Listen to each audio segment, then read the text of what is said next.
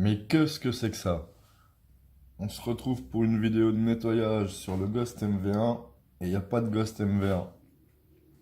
Bon, c'est normal, j'ai une petite question à vous poser et quelque chose à vous montrer. Alors, pour ma prochaine vidéo sur les vaporisateurs, j'aimerais savoir quelle revue de vaporisateur vous ferait le plus plaisir. Le Focus Pro S, le Dabuda vaporisateur, la Riser Solo 1, le Dynavap M 2019 ou la Magic Flybox. Bon, vous pouvez répondre à la question en cliquant par ici ou par là. Et tout de suite après ce que j'ai à vous montrer, on attaque directement le nettoyage du Ghost MV1.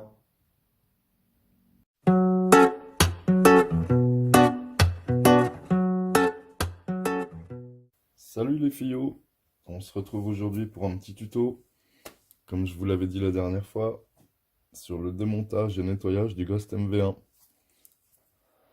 Alors le Ghost MV1, alors déjà on peut parler du nettoyage au quotidien après chaque utilisation. Donc moi ce que je fais après chaque utilisation,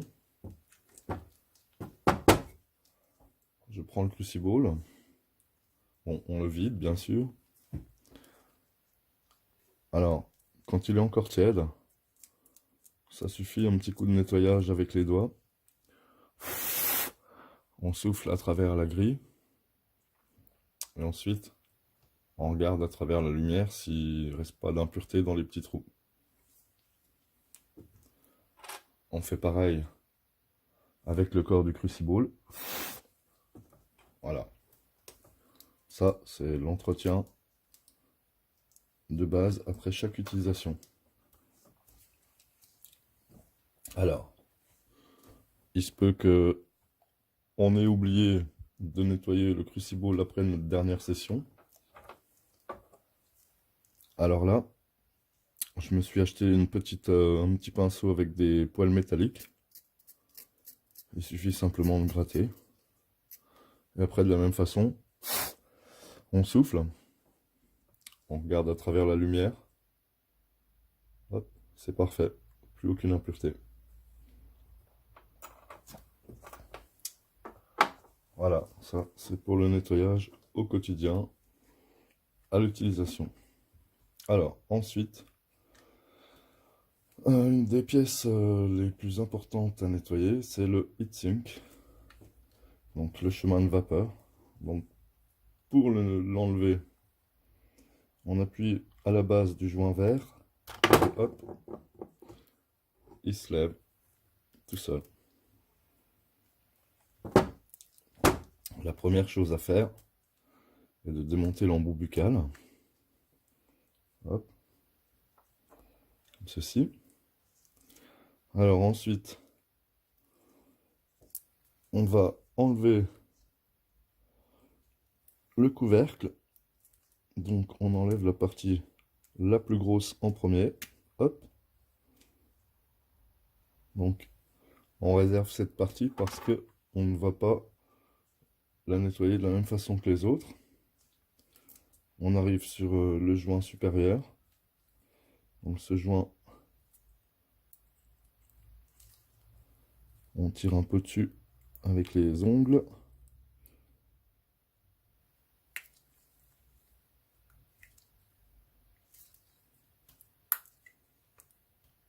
Voilà. C'est relativement simple. Donc on le dépose avec le couvercle parce que il va être nettoyé de la même façon. Voilà. On a le corps en céramique interne.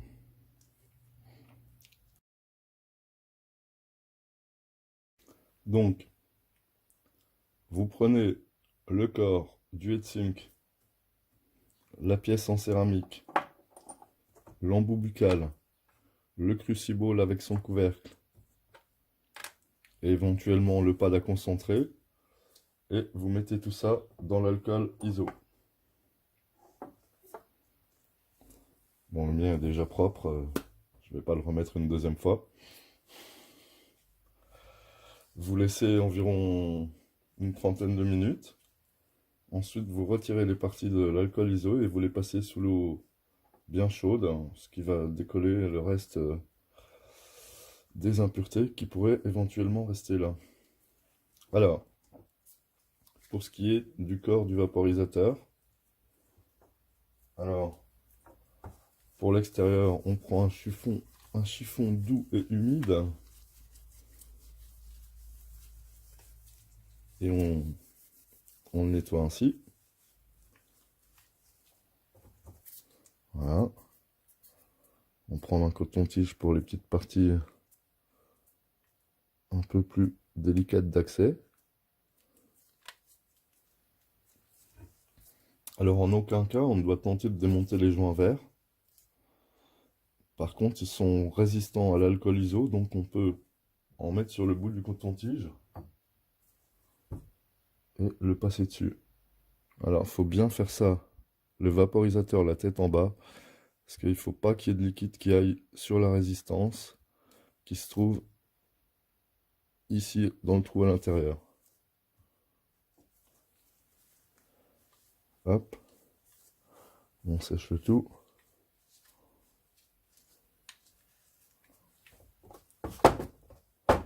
Alors, ces deux pièces-là qu'on a démontées en premier, elles ne sont pas résistantes à l'alcool ISO, mais elles ne sont jamais en contact avec la vapeur. Donc si elles sont sales, un coup de chiffon ou un coup de coton-tige sans alcool suffit. Donc vous laissez bien sécher toutes les pièces du heatsink.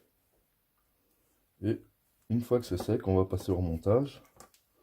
Donc le crucible, c'est pas dur. Hop, on remet le couvercle, on ferme.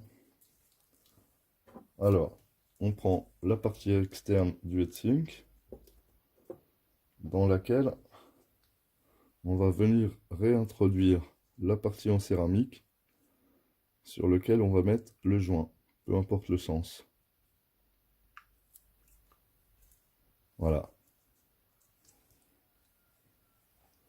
Alors, si vous avez remarqué, il y a un petit rond sur le joint.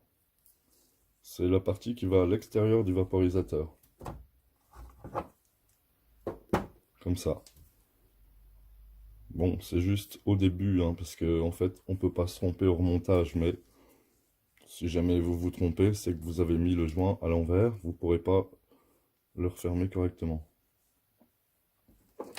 Donc, on prend la partie en céramique coiffée de son joint supérieur. On vient la remettre dans le heatsink. Alors, les grilles sont également à l'extérieur, du même côté que le petit trou dans le joint. Et on peut aussi observer qu'en bas, c'est moins large qu'en haut. Voilà, si vous avez des doutes. Donc, on prend ces pièces, on les enfonce simplement. C'est pas dur du tout. Voilà. Ensuite, on met d'abord le petit côté au-dessus du joint et on vient refermer.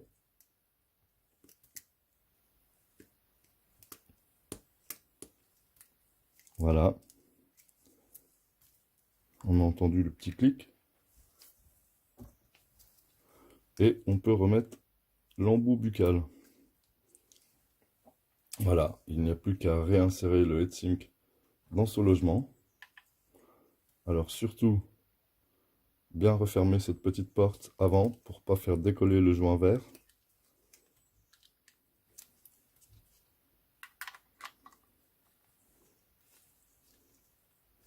Voilà.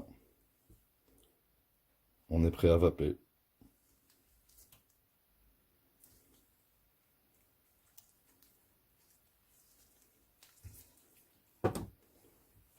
Bon, et bien les filles, c'est tout pour cette fois. Ça sert à rien d'en dire plus.